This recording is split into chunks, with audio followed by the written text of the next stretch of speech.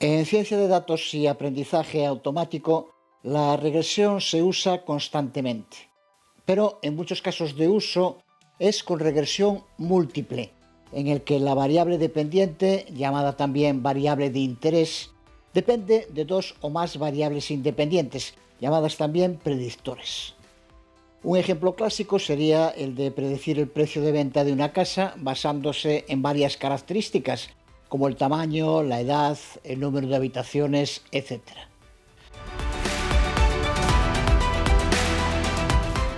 Antes de profundizar, decir que existe también lo que se denomina la regresión multivariada, que implica múltiples variables dependientes que son predichas simultáneamente por un conjunto de variables independientes. Así que, en lugar de predecir una sola variable como resultado, intenta predecir varias variables dependientes al mismo tiempo. Siguiendo con el ejemplo anterior, supongamos que queremos predecir no solo el precio de una vivienda, sino también el tiempo que tardará en venderse en días y la satisfacción del comprador en una escala de 1 a 10, usando las mismas variables independientes de antes.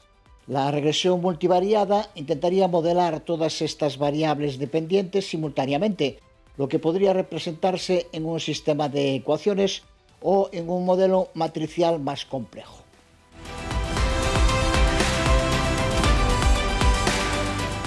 Pero de momento nos centramos exclusivamente en la regresión múltiple, en la que el modelado de la relación entre variables independientes y la dependiente se elabora mediante una ecuación lineal. Insistir, para ser precisos, que aquí con lineal queremos señalar que el efecto de cada variable independiente sobre la dependiente es directamente proporcional o lineal respecto a sus coeficientes. En ningún caso significa que tengan que diseñarse como una línea recta.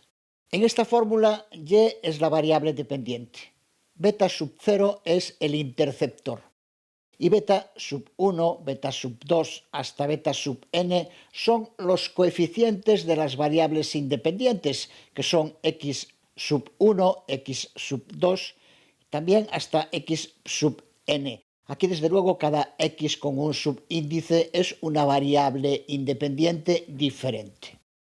Y por último, epsilon es el término de error. Se trata, por tanto, como en todas las regresiones, de ajustar un modelo que recoja del modo más preciso posible esa relación de dependencia entre variables. Siempre, pero más incluso cuando hablamos de regresión múltiple, en la que están implicadas varias variables independientes, debemos llevar a cabo un trabajo previo que incluye una serie de tareas que garanticen su viabilidad.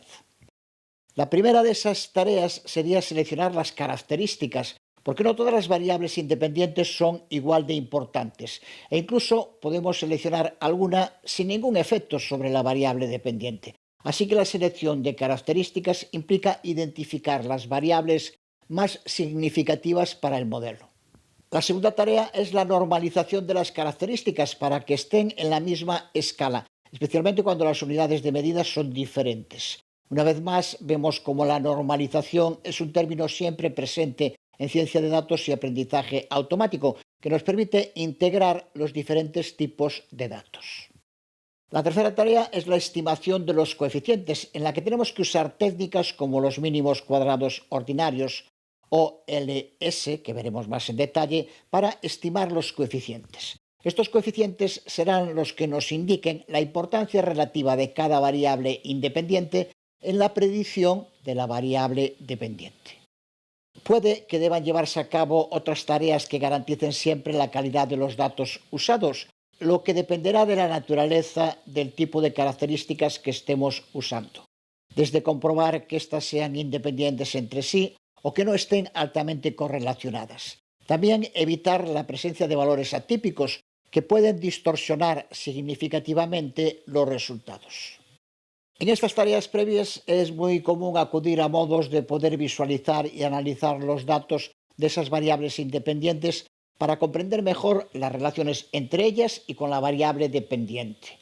Lo que se puede hacer usando bibliotecas que ya conocemos como Matplotlib o Seaborn.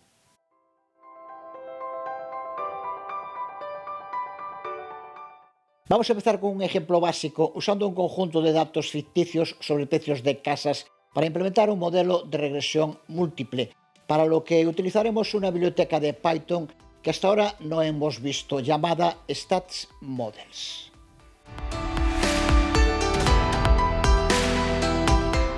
Empezamos montando Google Drive en nuestro entorno Colab, como ya hemos hecho en otras ocasiones, para poder almacenar y recuperar archivos desde allí y que ya debes entender. Aquí generamos datos ficticios para el tamaño, la edad y el número de habitaciones de casas.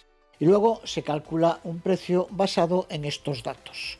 Con Random Seed garantizamos que los resultados sean reproducibles. Y usamos random.normal y random.randint para generar distribuciones de valores.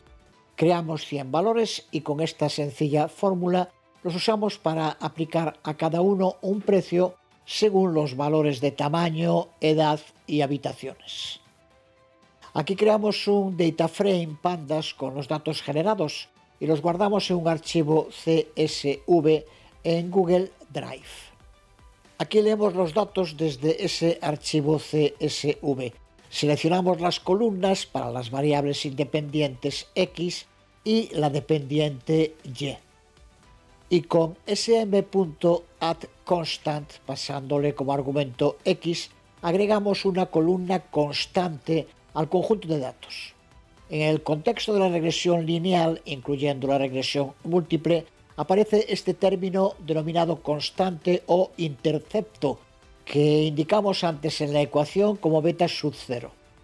Ya indicamos en otros ejemplos de regresión que lo que representa es el valor esperado de la variable dependiente y cuando la variable independiente, o en este caso todas las variables independientes, son 0. El intercepto o constante es crucial porque aporta flexibilidad al modelo al poder ajustarse mejor a los datos. Porque de no conocerse, el modelo estaría restringido a pasar por ese origen de cada uno. Así que en nuestro código, aquí con X inicialmente solo contiene las variables independientes y con sm.addConstant le agregamos una columna adicional a X llena de unos al principio. Esta columna representa el intercepto en la regresión. Al incluir esa columna en el modelo, se encargará de ajustar el término del intercepto para cada variable, al tiempo que lo hace con los coeficientes de las variables independientes. En el resultado del modelo, el coeficiente asociado con esta columna constante suele aparecer como const y es el valor estimado de beta sub 0 en la ecuación.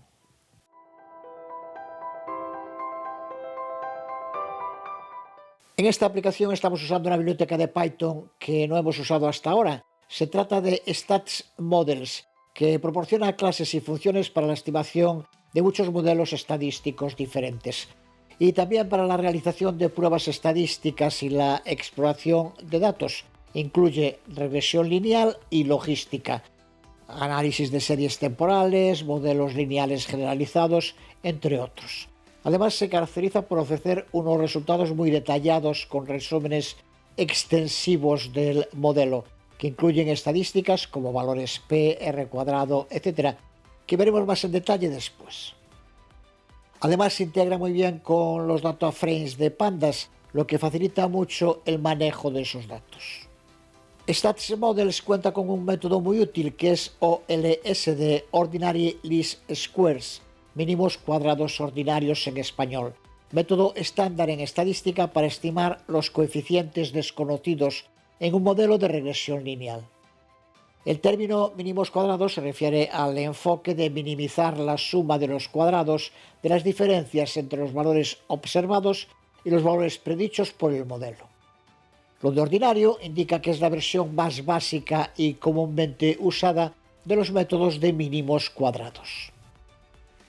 Y podemos decir que lo que hace el método OLS es determinar los mejores coeficientes que se le deben aplicar a cada variable independiente para lograr los mejores resultados al predecir la variable dependiente, que es el modo en el que se va ajustando el modelo. Por tanto, esta regresión lineal ordinaria lo que busca es minimizar la suma de los cuadrados de las diferencias entre los valores observados y los valores predichos por el modelo. En términos matemáticos, trata de minimizar este sumatorio, donde y sub i son los valores observados y y con el acento circunflejo encima, que se conoce como y sombrero y que se utiliza para referirse a los valores predichos.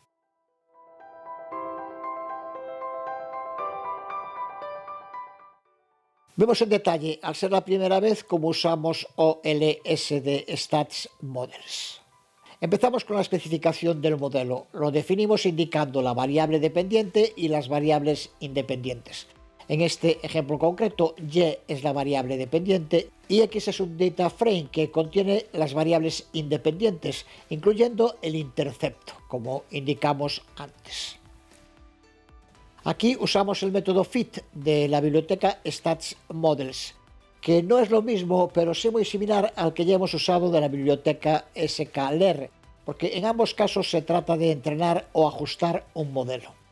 Aquí fit es el método que se utiliza para ajustar el modelo de regresión a los datos que se le han pasado, lo que significa que irá calculando los valores de los coeficientes que minimicen la suma de los cuadrados de los residuos, que también, igual que en sklearn, es la diferencia entre los valores observados y los valores predichos por el modelo. En sklearn, fit está asociado con una variedad más amplia de algoritmos de aprendizaje, pero guarda muchas similitudes que nos pueden ayudar a entenderlos mejor. En ambos casos, fit se encarga de calcular los parámetros internos del modelo a partir de los datos que le proporcionemos y calculará los coeficientes de la línea de mejor ajuste que minimice el error de predicción, aunque la implementación interna y las opciones adicionales sean diferentes en sklearn y aquí en Stats Models. Una vez que el modelo está ajustado, podemos obtener un resumen del mismo y de los resultados de la regresión. Este resumen incluye información valiosa que vemos más en detalle.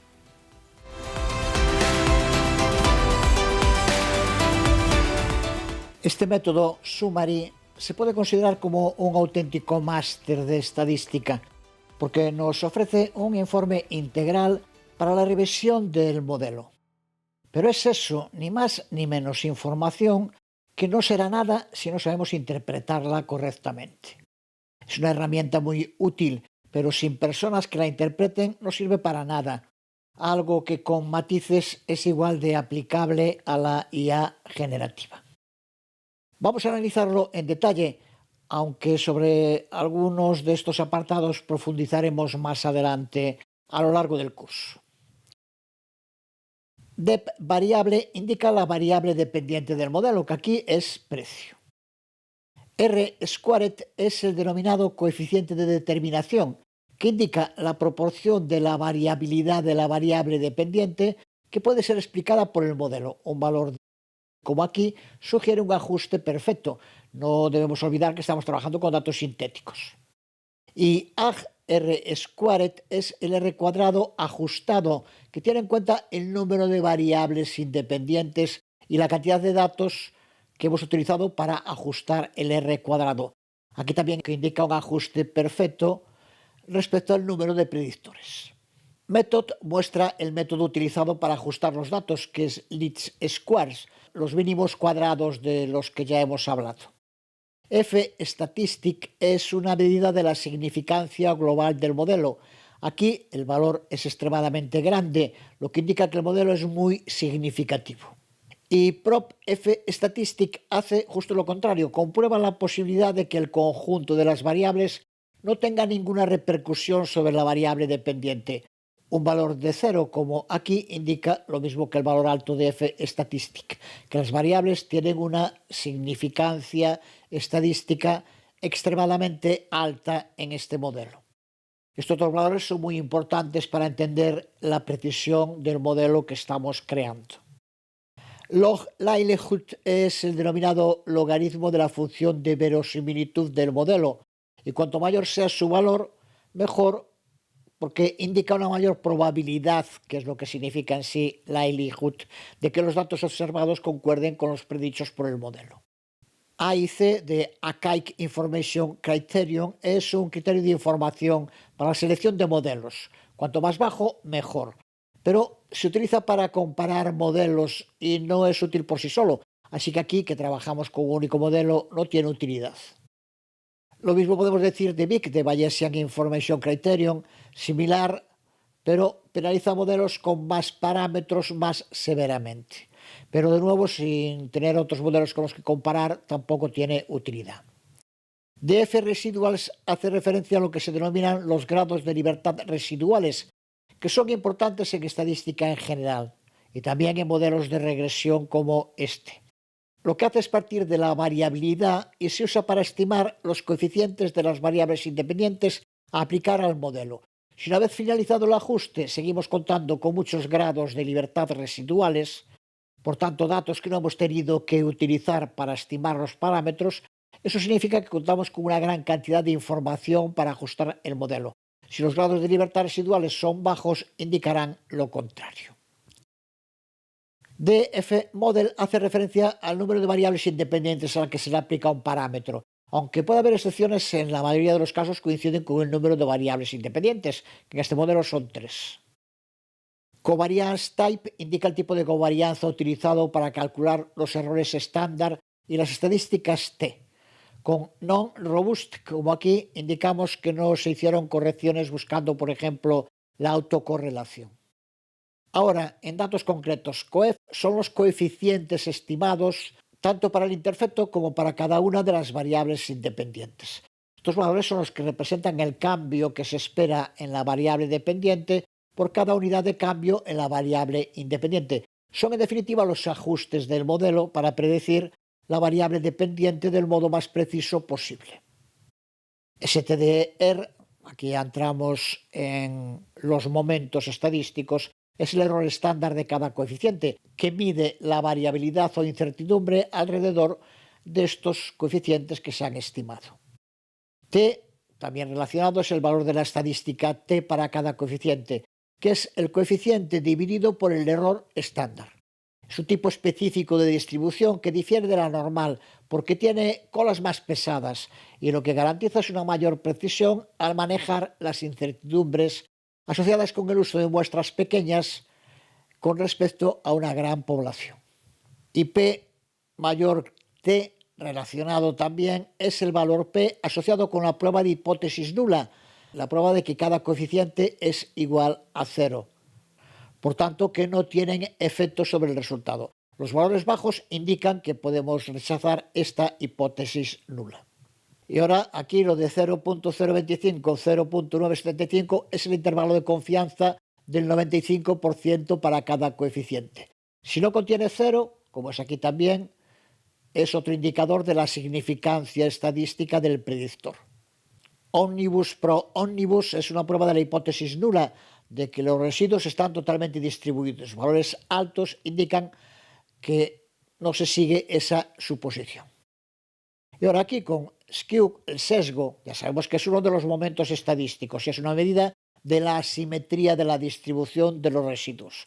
Valores cercanos a 0 sugieren simetría. Y la kurtosis, otro momento estadístico, mide la forma de la distribución de los residuos.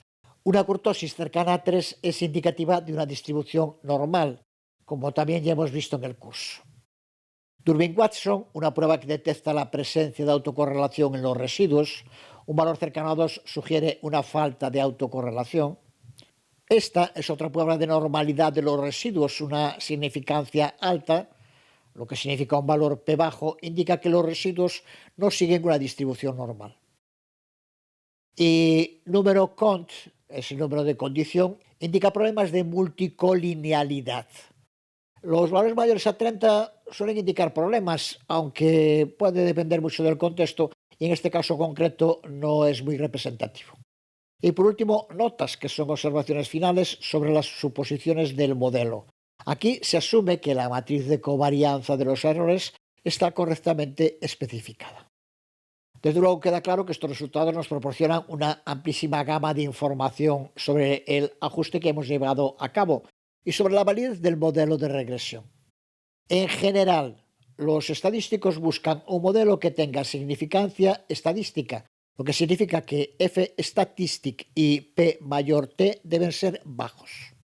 Buscan un buen ajuste en el que R cuadrado sea alto y A y C, B y C sean bajos siempre que estemos comparando modelos. Y buscan también residuos bien comportados, lo que significa que las pruebas de Omnibus y Harke-Vera deben ser no significativas. Y por último, que no tengan problemas de multicolinealidad, lo que nos indica el con N. Sobre muchos de estos ajustes seguiremos hablando y profundizaremos en ellos a lo largo del curso, pero debería darnos una primera visión amplia de un análisis estadístico preciso. Seguimos pronto.